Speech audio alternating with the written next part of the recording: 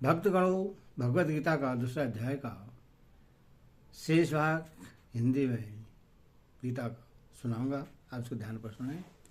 कृष्ण भगवान आपका कल्याण करेंगे। सुनिए।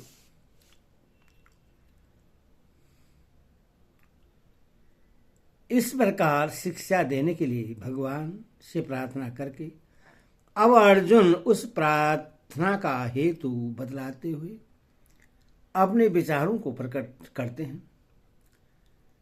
क्योंकि भूमि में निष्कंटक धन धान्य संपन्न राज्य को और देवताओं के स्वामीपने को प्राप्त होकर भी मैं उस उपाय को नहीं देखता हूं जो मेरी इंद्रियों के सुखाने वाले शोक को दूर कर सके। इस श्लोक में अर्जुन के कथन का क्या भाव है? पूर्व श्लोक में अर्जुन ने भगवान से शिक्षा देने के लिए प्रार्थना की है, इसीलिए यहाँ यह भाव प्रकट करते हैं कि आपने पहले मुझे युद्ध करने के लिए कहा है, किंतु उस युद्ध का अधिक से अधिक फल विजय प्राप्त होने पर इस लोक में पृथ्वी का निष्कंटक राज्य पा लेना है। और विचार करने पर यह बात मालूम होती है कि इस पृथ्वी के राज्य की तो बात ही क्या, यदि मुझे देवताओं का आधिपत्य भी मिल जाए तो वह भी मेरी इस इंद्रियों को सुखा देने वाले शोक को दूर करने में समर्थ नहीं है। अतएव मुझे कोई ऐसा निश्चित उपाय बतलाइए जो मेरी इंद्रियों को सुखाने वाले शोक को दूर करके मुझे सदा के लिए सुखी बना दे। इसके बाद अर्जुन ने क्या किया यह बतलाया जाता है। संजय बोले, हे राजन, निद्रा को जीतने वाले अर्जुन, अंतर्यामी श्री कृष्ण महाराज के प्रति इस प्रकार कहकर फिर श्री गोविंद भगवान से युद्ध नहीं करूंगा यह सर्वस्व कहकर चुप हो गए। इस श्लोक का क्या अभिप्राय है? इस श्लोक में संजय ने धृतराष्ट्र से यह कहा है कि उपयुक्त प्रकार से भगवान के शरण होकर शिक्षा देने के लिए उनसे प्रार्थना करके और अपने विचार प्रकट करके अर्जुन यह कहकर कि मैं युद्ध नहीं करूंगा चुप हो गए। गोविंद शब्द का क्या अर्थ है? गोवि वेद वाक्य विधेय लभते इति गोविंद।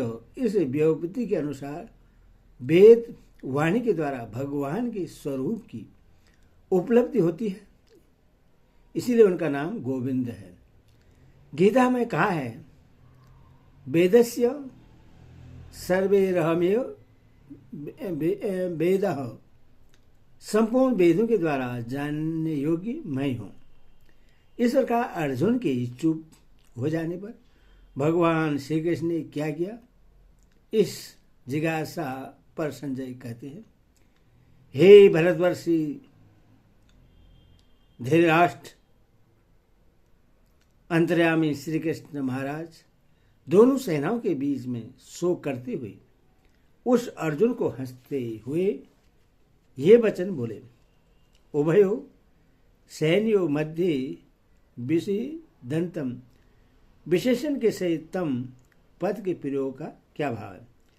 इससे संजय ने यह भाव दिखलाया है कि जिन अर्जुन ने पहले बड़े साहस के साथ अपने रथ को दोनों सेनाओं के बीच में खड़ा करने के लिए भगवान से कहा था, वही अब दोनों सेनाओं में स्थित स्वजन समुदाय को देखते ही मोह के कारण व्याकुल हो रहे हैं।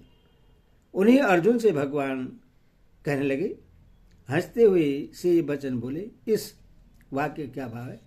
इस वाक्य से संजय इस बात का दिग्दर्शन कराते हैं कि भगवान ने क्या कहा और किस भाव से कहा।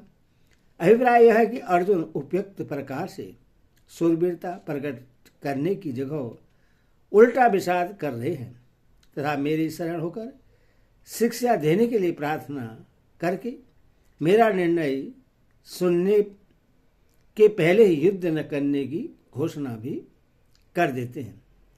यह इनकी कैसी गलती है? इसी भाव से मन ही मन हंसते हुए भगवान जिनका वर्णन आगे किया जाता है, ये वचन बोले। उपेक्ष प्रकार से ही चिंतामग्न अर्जुन ने जब भगवान के शरण होकर अपने महान शोक की निवृत्ति का उपाय पूछा और यह कहा कि इस लोक और परलोक का राज्य सुख इस शोक की निवृत्ति का उपाय नहीं है, तब अर्जुन को अधिकारी समझकर उसके शोक और मोह को सदा के लिए नष्ट करने के उद्देश्य से भगवान पहले नित्य और अनित्य वस्तु के विवेचन पूर्वक सांख्य योग की दृष्टि से भी युद्ध करना कर्तव्य है, ऐसा प्रतिपादन करते हुए सांख्य निष्ठा का वर्णन करते हैं। श्री भगवान बोले, हे अर्जुन, तू न तो शोक करने योग्य मनुष्य के लिए शोक करता है और पंडितों के से ये वचनों को कहता है, परंतु जिनके प्राण चले गए हैं उनके लिए और जिनके प्राण नहीं गए हैं उनके लिए पंडितजन शोक नहीं करते। अर्जुन के कौन से वचनों को लक्ष्य करके भगवान ने यह बात कही है कि जिनका शोक नहीं करना चाहिए उसके लिए तुम शोक कर रहे हो। दोनों सेनाओं में अपने चाचा, ताऊ, बंधु बांधव और आचार्य आदि को देखते ही उनके नाश की आकांक्षा से विषाद करते हुए अर्जुन ने जो प्रथम अध्याय के 28वें, 19वें और 30वें श्लोकों में अपनी स्थिति का वर्णन किया है, 45वें श्लोक में युद्ध के लिए तैयार होने की क्रिया पर शोक प्रकट किया है और 47वें श्लोक में जो संजय ने उनकी स्थिति का वर्णन किया है, उनको लक्ष्य करके यहाँ भगवान ने यह बात कही है कि जिनके लिए शोक नहीं करना चाहिए उनके लिए तुम शोक कर रहे हो। यहीं से भगवान के उपदेश का उपक्रम होता है, जिसका उपसार 1866 अध्याय में हुआ है। अर्जुन के कौन से विषयों को लक्ष्य करके भगवान ने यह कहा कि तुम पंडितों सर की बातें कर रहे हो।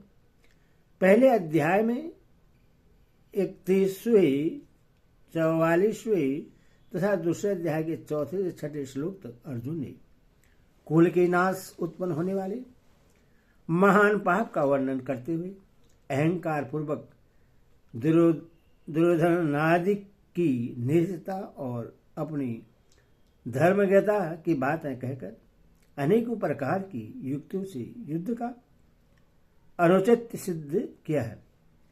उन्हीं सब वचनों को लक्ष्य करके भगवान ने यह कहा है कि तुम पंडितों सरी की बातें कह रहे हो। गतासुत और अगतासुत किन का वाचक है तथा उनके लिए पंडितजन शोक नहीं करते, इस कथन का क्या अभिप्राय है। जिनके प्राण चले गए हों उनको गतासु और जिनके प्राण न गए हों उनको अगतासु कहते हैं। उनके लिए पंडितजन शोक नहीं करते। इस कथन को भगवान ने यह भाव दिखला है कि जिस प्रकार तुम अपने पिता और पितामह आदि मरकर परलोक में गए हुए पितरों के लिए चिंता कर रहे हो कि युद्ध के परिणाम में हमारे कुल का नाश हो जाने पर वर्ण संकरता फैल जाने से हमारे पिता लोग नरक में गिर जाएंगे इत्यादि, तथा सामने खड़े हुए बंधु बांधवों के लिए भी चिंता कर रहे हो कि इन सब के बिना हम राज्य और भोगों को लेकर ही क्या करेंगे। कुल का सार हो जाने से स्त्रियां भ्रष्ट हो जाएंगी इत्यादि। इस प्रकार की चिंता पंडित लोग नहीं करते, क्योंकि पंडितों की दृष्टि में एक सच्चिदानंद ब्रह्मा ही नित्य और सत वस्तु है। उससे भिन्न कोई वस्तु ही नहीं है। वही सबका आत्मा है। उसका कभी किसी प्रकार भी नाश नहीं हो सकता और शरीर अनित्य है।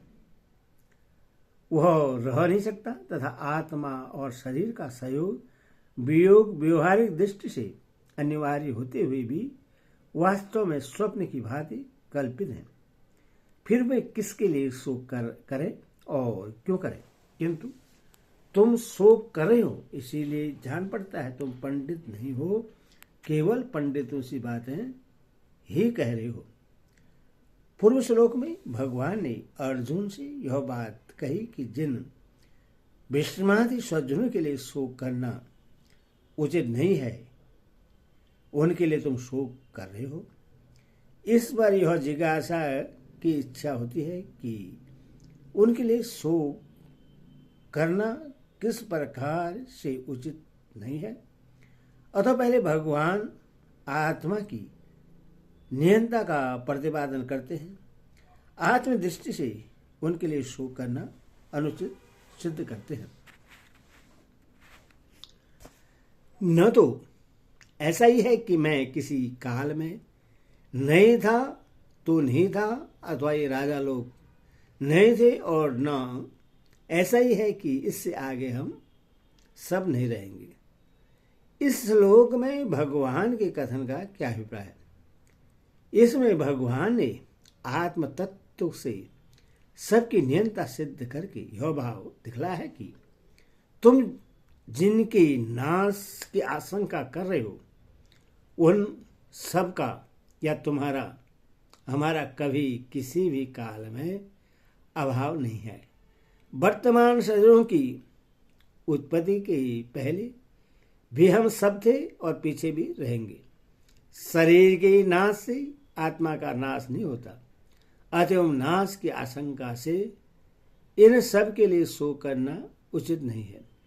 इस प्रकार आत्मा की नियंता का प्रतिपादन करके अब उसकी निर्विकारता प्रतिपादन करते हुए आत्मा के लिए शोक करना अनुचित सिद्ध करते हैं।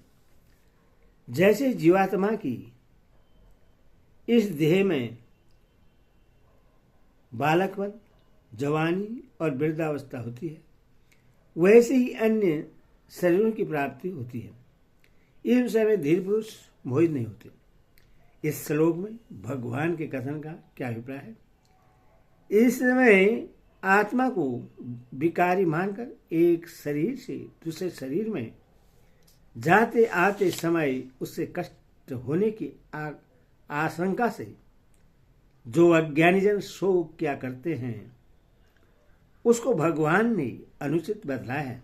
वे कहते हैं कि जिस प्रकार बालकपन, जवानी और जरा अवस्थाएं वास्तव में आत्मा की नहीं होती, स्थूल शरीर की होती है और आत्मा में उनका आरोप किया जाता है, उसी प्रकार एक शरीर से दूसरे शरीर में जाना आना भी वास्तव में आत्मा का नहीं होता, सूक्ष्म शरीर का ही होता है और उसका आरोप आत्मा में किया जाता है।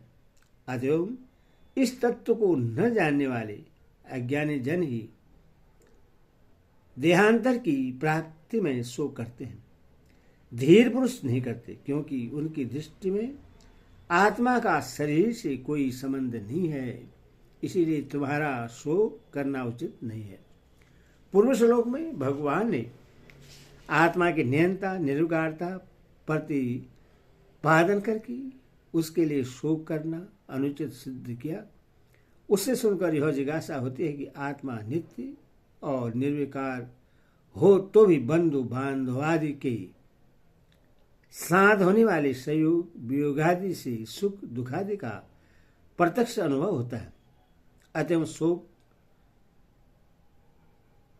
हुए बिना कैसे रह सकता है।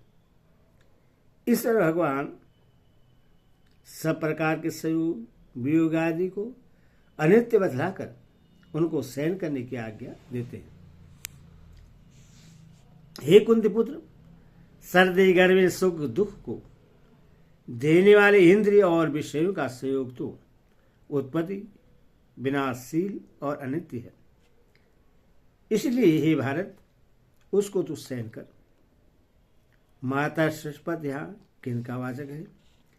जिनके द्वारा किसी वस्तु का माप किया जाए, उसके स्वरूप का ज्ञान प्राप्त किया जाए उससे मात्रा कहते हैं। अतः मात्रा से यहाँ अंतकरण सहित सभी इंद्रियों का लक्ष्य है। और स्पर्श कहते हैं संबंध या सहयोग को। अंतकरण सहित इंद्रियों का शब्द, स्पर्श, रूप, रस, गंध आदि उनके विषयों के साथ जो संबंध है उसी को यहाँ मात्रा स्पर्श पद से व्यक्त किया गया है।